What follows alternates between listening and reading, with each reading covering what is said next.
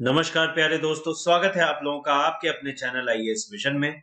और polity series को हम लोग शुरुआत करेंगे, मतलब पॉलिटी सीरीज को हम लोग कंटिन्यू करेंगे आज के इस लेक्चर से। और कंटिन्यूएशन में हम लोग देखेंगे कि आगे और क्या डिस्कशन होने वाला है।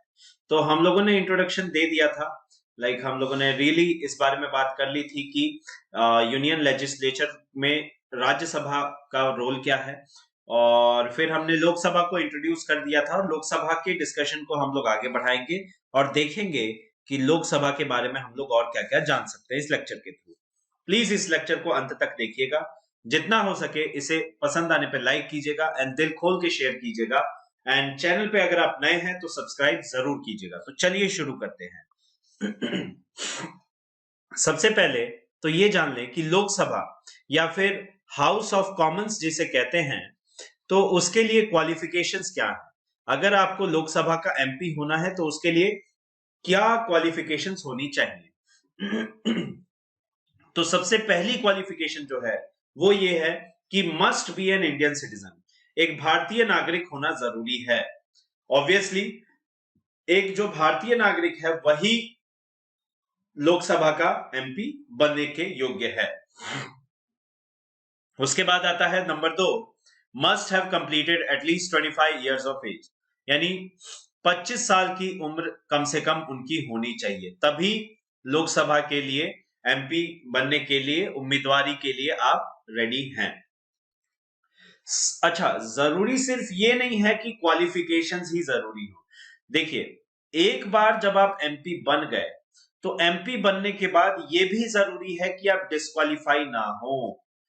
ठीक है, एमपी बनने के बाद अगर डिस्क्वालिफिकेशन हो जाता है तो आप एमपी नहीं बन पाएंगे। तो कहने का मतलब यह है कि लोकसभा का एमपी अगर आप बने हैं तो लोकसभा के एमपी बनने के लिए 2 क्वालिफिकेशन आपको सेटिस्फाई करनी है। ठीक। और तीसरी है ऑब्वियसली चुनाव में आप सिंपल मेजोरिटी से मतलब चुनाव में आप सबसे ज्यादा वोट लेके आए हो अपनी कॉन्स्टिट्यूएंसी से, वो अलग है। लेकिन ये 2 कैटेगराइजेशन होनी चाहिए। अब जैसे यहाँ पे ये भी नहीं है कि आपको अपनी ही कॉन्स्टिट्यूएंसी से लड़ना है। जैसे अगर आप बात करें तो प्रधानमंत्री नरेंद्र मोदी हैं गुजरात से, लेकिन लड़े थे वो चुनाव कहां से? वाराणसी से। सो ये दर्शाता है कि एक इंडियन होना काफी है और कम से कम 25 साल की उम्र कंप्लीट होनी चाहिए। बहरहाल, एक बार जब as a member of parliament यानी सांसद आपका चुनाव हुआ तो उसके बाद में फिर आपको कुछ ग्राउंड्स है जिनके बिहाफ पे आपको डिस्क्वालीफाई भी नहीं होना है। अब वो ग्राउंड्स कौन कौन से हैं? पहला ग्राउंड है कि कोई भी डिस्क्वालीफाई तब किया जा सकता है जब change in nature of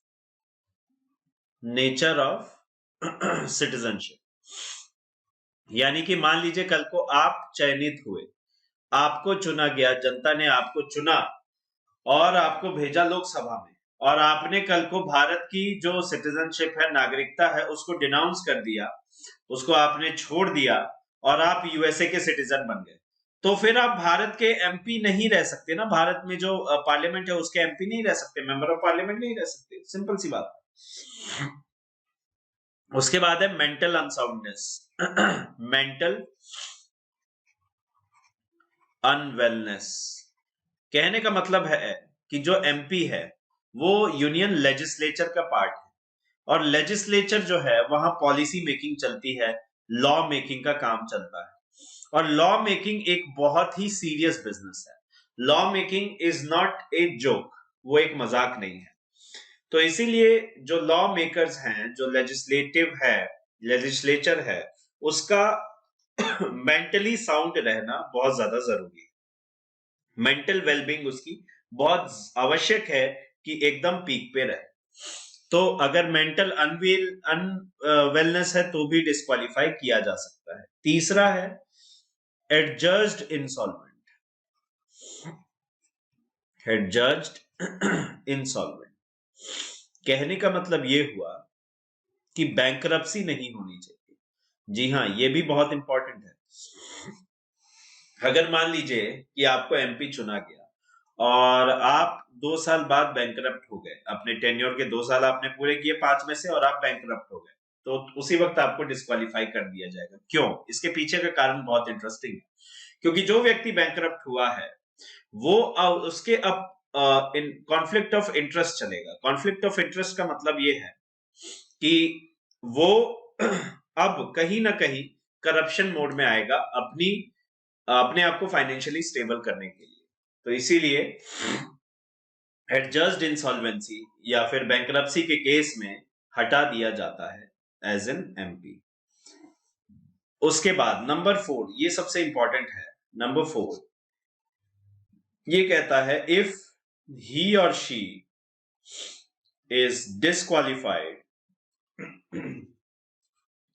if he or she is disqualified under any law, माफ कीजिएगा थोड़ी तबीयत ज्यादा ही खराब है, बट आपके लिए लेक्चर लाना भी जरूरी था।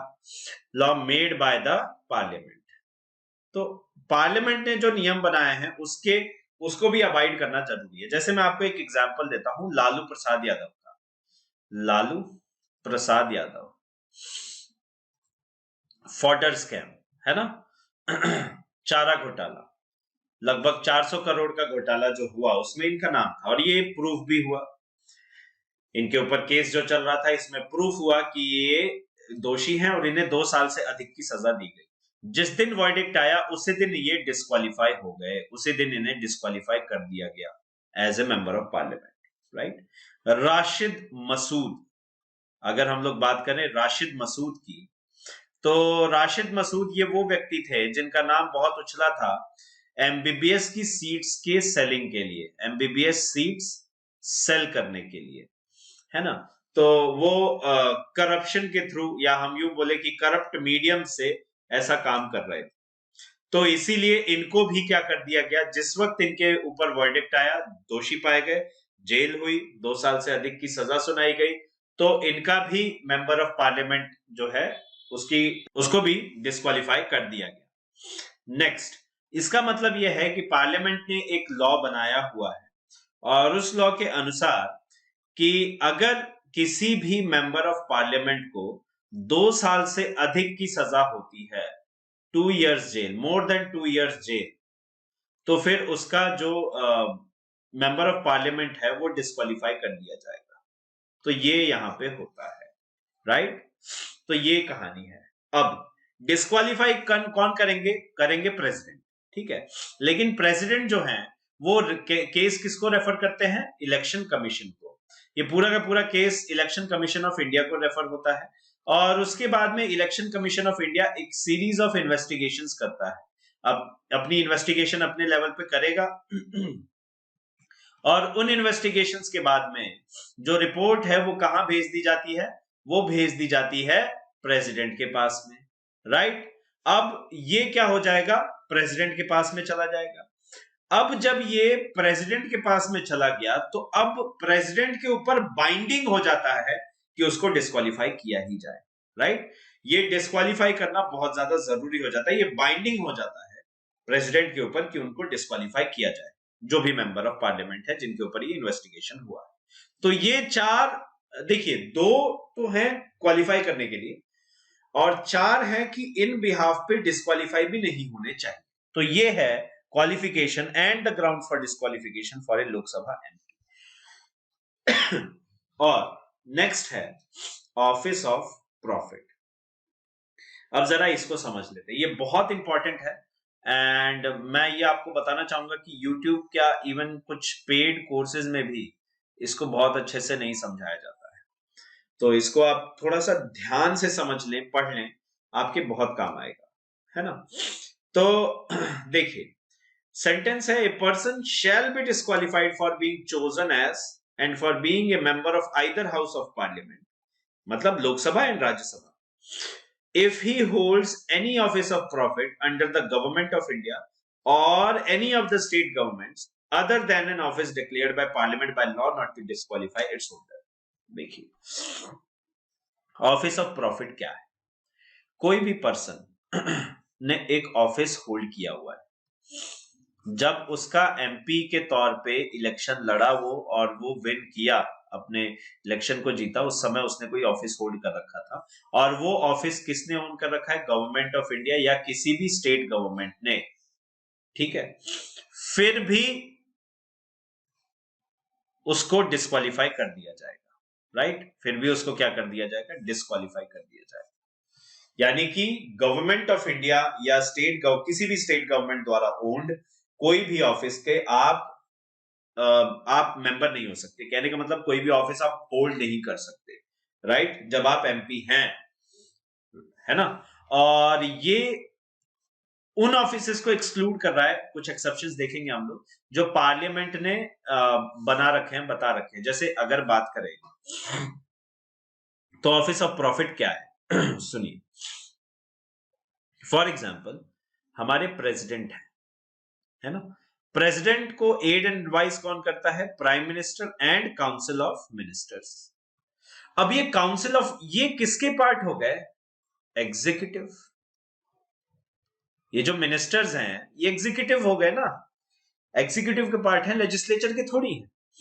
और ये जो काउंसिल ऑफ मिनिस्टर्स हैं ये कहां से पिक किए गए? मेंबर ऑफ पार्लियामेंट से, है ना। और ये क्या है? लेजिस्लेचर है, लॉ मेकिंग बॉडी है, लेजिस्लेचर का पार्ट है। तो आप लेजिस्लेचर से किसको उठा रहे हैं? एग्जीक्यूटिव को उठा रहे हैं, ठीक है। अब अगर आपने एग्जीक्यूटिव को कोई ऑफिस दे रखा है तो ऑब्वियसली वो क्या करेगा? उस ऑफिस के अकॉर्डिंग ही काम करेगा, है ना। मतलब उसकी डबल लायबिलिटी हो जाएगी, राइट। तो इसीलिए ऑफिस ऑफ प्रॉफिट को करता क्या है? ऑफिस ऑफ प्रॉफिट एग्जीक्यूटिव और लेजिस्लेचर को सेपरेट करता है। अदरवाइज कोई पर्सन है, मान लीजिए वो लेजिस्लेचर का पार्ट है और उसने कोई ऑफिस ऑफ प्रॉफिट होल्ड किया हुआ है, तो ऑफिस ऑफ मतलब कोई गवर्नमेंट ऑफिस का वो चेयरपर्सन है, लेट्स से फॉर एग्जांपल, अगर वो किसी गवर्नमेंट ऑफिस का चेयरपर्सन है और वो एमपी भी है, लेजिस्लेचर का भी पार्ट है, तो जो लॉ मेकिंग प्रोसेस होगा उसमें वो वैसे लॉज फ्रेम करने में ज्यादा इंक्लाइंड होगा वो एमपी जो उसके ऑफिस को फेवर करे, समझ रहे हैं। तो इसीलिए ऑफिस ऑफ प्रॉफिट को हम लोग डिस्कार्ड करना चाहते हैं। ये क्या करता है? बेसिकली सेपरेट करता है किसको? Executive and legislature. आइए जरा हम लोग एक छोटा सा एग्जाम्पल समझ लें, जया बच्चन एंड सोनिया गांधी एपिसोड। जया बच्चन जब मेंबर ऑफ पार्लियामेंट थी, 2006 की बात है, सपा से, समाजवादी पार्टी से, तो इन्होंने उस समय एक ऑफिस होल्ड किया था, राइट। और वो जो ऑफिस इन्होंने होल्ड किया था वो था Uttar Pradesh film development board, right. इसकी ये चेयरपर्सन थी। तो हुआ यूं कि इनके खिलाफ एक बेसिकली पीआईएल डाली गई, पब्लिक इंटरेस्ट लिटिगेशन दायर हुई, और वो दायर की गई सुप्रीम कोर्ट में, ठीक है। अब इसकी सुनवाई चल रही थी, तो इसकी सुनवाई के समय ये प्रूफ हो गया कि जया बच्चन जो है वो यूपी फिल्म डेवलपमेंट बोर्ड, इसकी चेयरपर्सन है, ये एक ऑफिस ऑफ प्रॉफिट है, और इसीलिए इनको डिस्क्वालीफाई कर दिया गया एज एन एमपी, राइट। अब जैसे ही ये खबर छपी न्यूज़पेपर में, उसके बाद 24 और नाम निकल के आए न्यूज़पेपर में, और रिपोर्ट्स आई जिनमें 40 और नेम निकल के आए, 40 मोर नेम्स निकल के सामने आए, जिनमें लोकसभा के उस समय के लोकसभा स्पीकर सोमनाथ चटर्जी एंड सोनिया गांधी का भी नाम था। जी हां, सोनिया गांधी का भी नाम था। फिर सोनिया गांधी का नाम क्यों था, जरा वो समझिए। क्योंकि जिस समय ये एमपी थी, उसी समय ये नेशनल एडवाइजरी कमेटी की चेयरपर्सन भी थी। हालांकि इन्होंने इस्तीफा दिया, फिर दोबारा चुनाव लड़ी, फिर जीती आई, लेकिन उस दौरान एक लॉ पास किया गया, एक अमेंडमेंट किया गया बेसिकली, और वो अमेंडमेंट था parliament prevention of disqualification act 1959 के अंडर। वो क्या था आगे चल के पता चलेगा वो एक्ट क्या है। Parliament prevention of disqualification act 1959, इसमें एक अमेंडमेंट किया गया 2006 में। उसमें कहा गया कि ये जो नेशनल एडवाइजरी कमिटी है ना, इसके चेयरपर्सन को हम एक्सक्लूड करते हैं। इसका जो चेयरपर्सन है वो ऑफिस ऑफ प्रॉफिट की काउंटिंग में नहीं आएगा, और ये ऐसा कर सकते हैं, कहा भी गया है, other than an office declared by parliament by law not to disqualify its holder. तो पार्लियामेंट अब यहां पे डिक्लेयर कर रहा है अमेंडमेंट करके कि नेशनल एडवाइजरी कमिटी के जो चेयरपर्सन है, मीन सोनिया गांधी, वो ऑफिस ऑफ प्रॉफिट के अंडर नहीं आएंगे। अब ये लोकसभा में पास हुआ, राज्यसभा में पास हुआ, और पहुंचा finally then president doctor APJ Abdul Kalam sahab के पास। इनके पास पहुंचा। इन्होंने कहा कि आप मुझे वो ग्राउंड्स बताइए जिन ग्राउंड्स पे आप इसको प्रमोट कर रहे हैं। नेशनल एडवाइजरी कमिटी के चेयरपर्सन को कह रहे हैं कि ऑफिस ऑफ प्रॉफिट में नहीं आता, ये मॉरल नहीं है, this is highly immoral amendment and मैं इस पे साइन नहीं करता। वापस से इसे भेज दिया गया, यानी कि प्रेसिडेंट ने अपने राइट का एक्सरसाइज किया और वापस से इस अमेंडमेंट को, इस बिल को भेज दिया रिकंसिडर करने के लिए। अब prime minister and cabinet of ministers वापस गया, वहां से डिस्कशन के लिए पहुंचा लोकसभा, राज्यसभा, फिर से पास होके पहुंचा। तो अब प्रेसिडेंट कलाम के पास और कोई ऑप्शन नहीं था सिवाय साइन करने। और उस समय भयंकर कयास यही चल रहे थे कि कलाम साहब अब इस्तीफा दे देंगे, क्योंकि वो थोड़ा सा इमोरल था उनके लिए। वो अपनी ऑटोबायोग्राफी में लिखते भी हैं ऐसा। लेकिन 16 दिन लगे और 16 दिन बाद फाइनली टग ऑफ वॉर में विजय हुए वही पार्लियामेंट ही, बिकॉज होना एंड में पार्लियामेंट को ही था, और प्रेसिडेंट ने साइन किए और इसको एक्ट के तौर पे बना दिया गया। तो अभी नेशनल एडवाइजरी कमिटी के जो चेयरपर्सन है वो ऑफिस ऑफ प्रॉफिट से एक्सक्लूडेड है।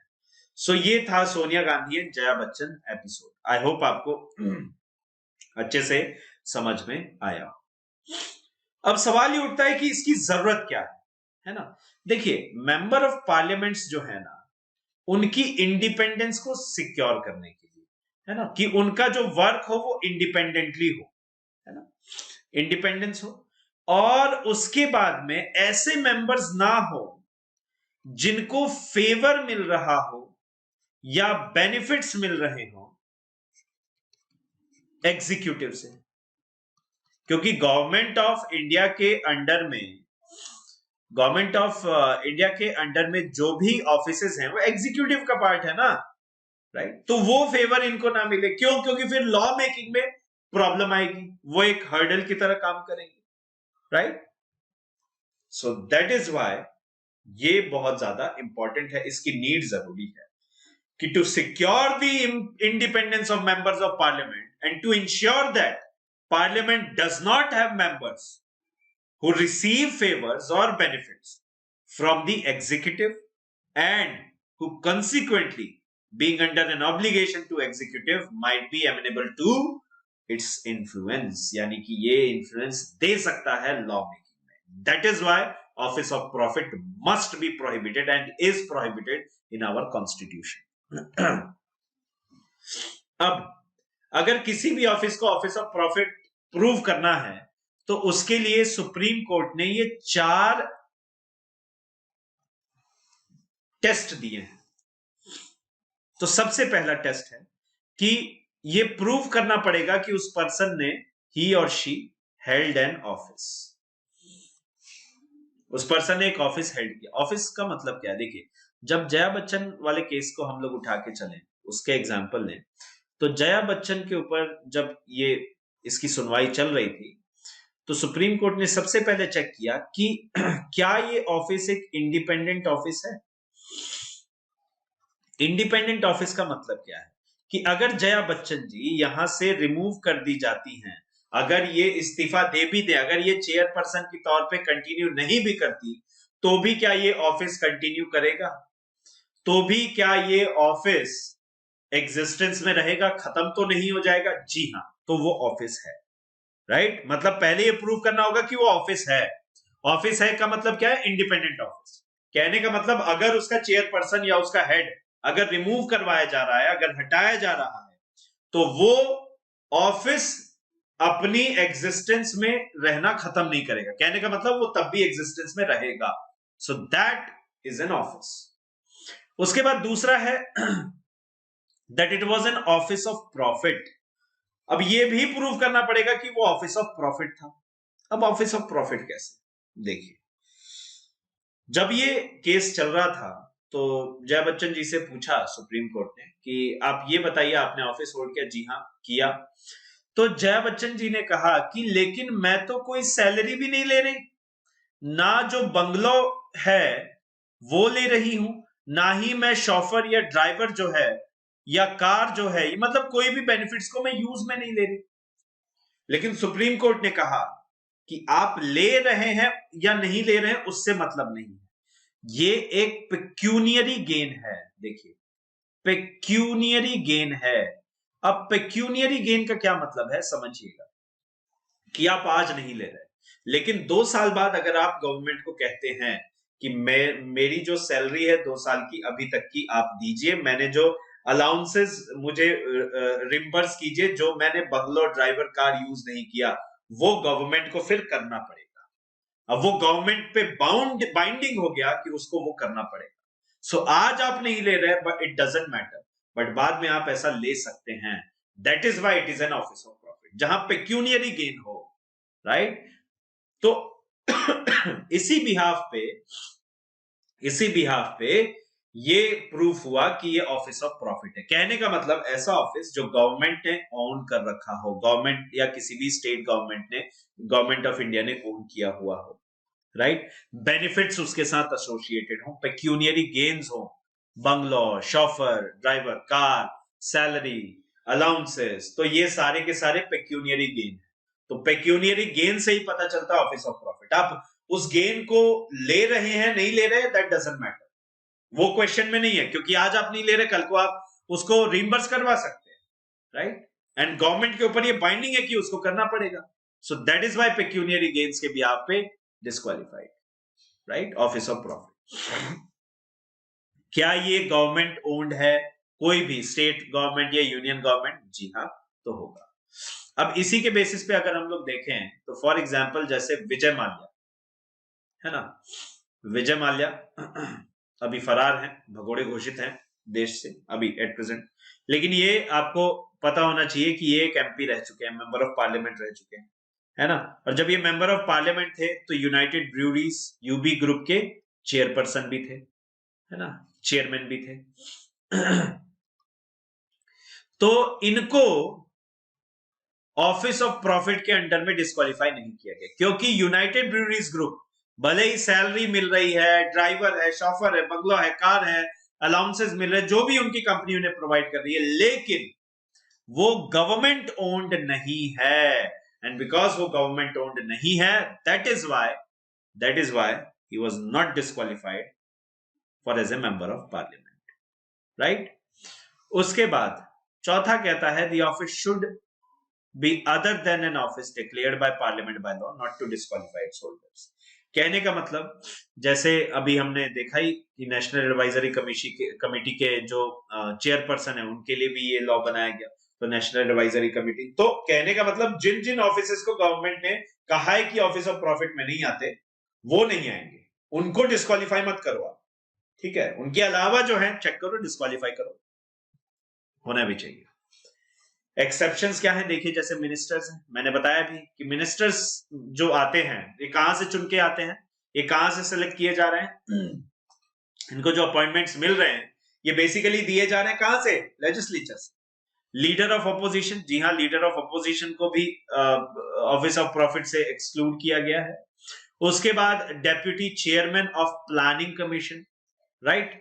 देखिए, जब बैक इन 1990s जब सरकार बनी थी, तो उस समय जो वो भी कोएलिशन गवर्नमेंट ही थी, तो उस समय जो सरकार बनी थी वहां पे बन गए PV Narasimha Rao prime minister, और नरसिम्हा राव की जगह नरसिम्हा राव इनकी जगह बनना चाहते थे प्रणब मुखर्जी, पीएम बनना चाहते थे। तो फिर बड़े ही वो ग्रम्पी से रहने लगे, तो मनाना तो था ही, तो कहा गया कि इन्हें प्लानिंग कमेटी का डेप्यूटी चेयरमैन बना दो।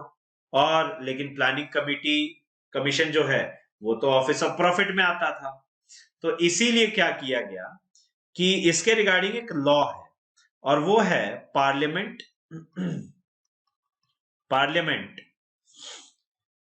Prevention of disqualification act.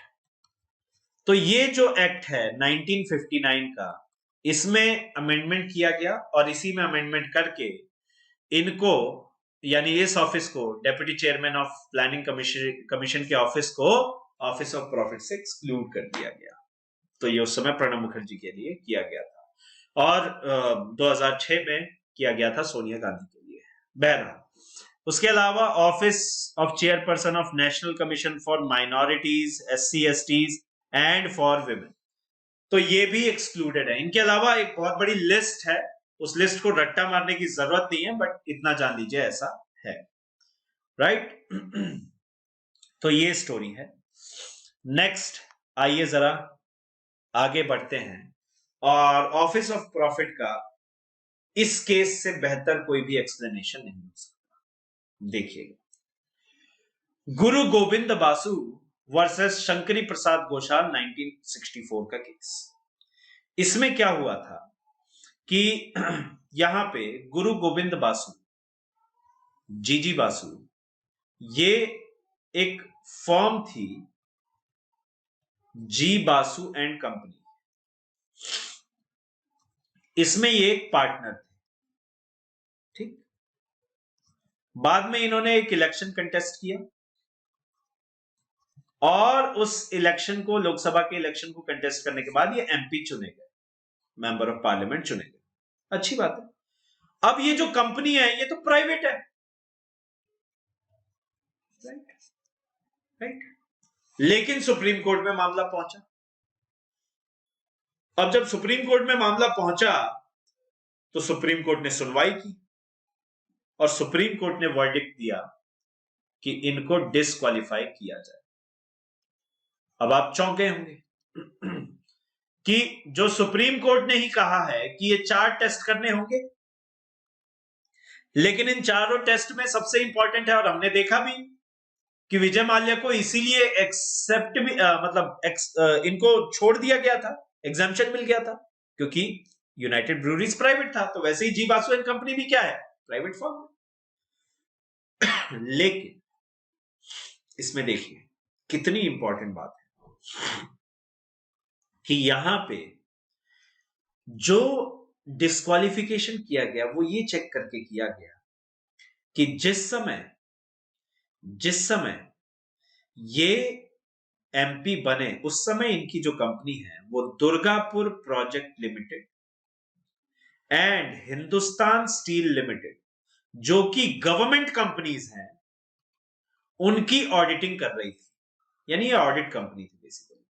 तो गवर्नमेंट ओन्ड कंपनीज की ये कंपनी, प्राइवेट फर्म, ऑडिट कर रही थी। दैट इज वाई जो पॉलिसी मेकिंग है वो अब इनकी कंपनी के अकॉर्डिंग होते, तो ये ऑफिस ऑफ प्रॉफिट के बिहाफ पे इनको डिस्क्वालीफाई कर दिया गया। तो कहने का मतलब है, not only government owned company के आप चेयरपर्सन या ओन आप हेड होने चाहिए, बल्कि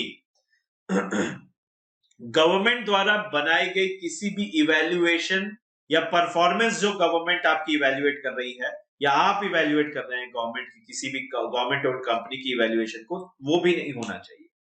सो ये केस एकदम क्लियर कट पिक्चर पोस्ट कर देता है, राइट। सो ये था ऑफिस ऑफ प्रॉफिट। अच्छा, डिस्क्वालिफिकेशन के कुछ और छोटे से और टर्म्स हैं, उन टर्म्स को और जरा हम लोग देख लें, फिर ये लेक्चर एकदम अपनी समाप्ति पे आ चुका होगा। तो डिस्क्वालिफिकेशन अगर आप देखें तो डबल मेंबरशिप के बेसिस पे भी हो सकता है, अगर कोई मान लीजिए लोकसभा प्लस राज्यसभा दोनों की मेंबरशिप लेके हो, है ना, तो भी डिस्क्वालीफाई किया जा सकता है। दूसरा है anti defection law, right, anti defection law, ये 10th शेड्यूल में आता है और इसको हम लोग देखेंगे जरा डिटेल में जब हम लोग शेड्यूल्स को डिस्कस करेंगे, राइट। उसके अलावा नंबर 3, अगर मान लीजिए कोई भी एमपी अपनी सीट से वेकेंट है 60 दिनों से ज्यादा, ठीक है, एब्सेंट है, वो पार्लियामेंट के कार्यकाल में एब्सेंट है, तो फिर डिस्क्वालीफाई किया जा सकता है। हाउएवर लोकसभा के स्पीकर या राज्यसभा के चेयरमैन को नोटिफाई करके वो लीव पे जा सकते हैं, तब उनको नहीं डिस्क्वालीफाई किया जाएगा, right. And last but not the least, resignation, right. अब ये इंपॉर्टेंट है, देखिए रेजिग्नेशन, एक बात जरा ध्यान से समझिएगा, जैसे अगर वाइस प्रेसिडेंट रिजाइन करते हैं तो प्रेसिडेंट के ऊपर बाइंडिंग है, प्रेसिडेंट रिजाइन करते हैं वाइस प्रेसिडेंट के ऊपर बाइंडिंग है एक्सेप्ट करना। लेकिन अगर कोई एमपी रिजाइन कर रहा है तो वो एमपी का रेजिग्नेशन जाएगा किस पे, लोकसभा स्पीकर या राज्यसभा चेयरमैन, राइट। तो और राज्यसभा चेयरमैन, तो इनके ऊपर बाइंडिंग नहीं है, ये चाहे तो एक्सेप्ट कर सकते हैं, चाहे तो एक्सेप्ट नहीं करें, राइट। लेकिन ये बाइंडिंग तब नहीं है इफ ही और शी, मतलब कि चेयरमैन या speaker is assured that the resignation is not voluntary और फोर्सफुल। अगर ये फोर्सफुल है तब एक्सेप्ट नहीं होगा, लेकिन अगर ये वॉलेंट्री है तो एक्सेप्ट कर सकते हैं, तो एक्सेप्ट कीजिए, राइट। बाइंडिंग कब नहीं है, जब उन्हें लग रहा है कि वो फोर्सफुल है। So these are the terms, बहुत important, office of profit and all. I hope आपको बहुत अच्छे से समझ में आया हो, पिक्चर एकदम क्लियर हो गई हो। मिलेंगे अगले लेक्चर में, तब तक के लिए जय हिंद, जय भारत, वंदे मातरम।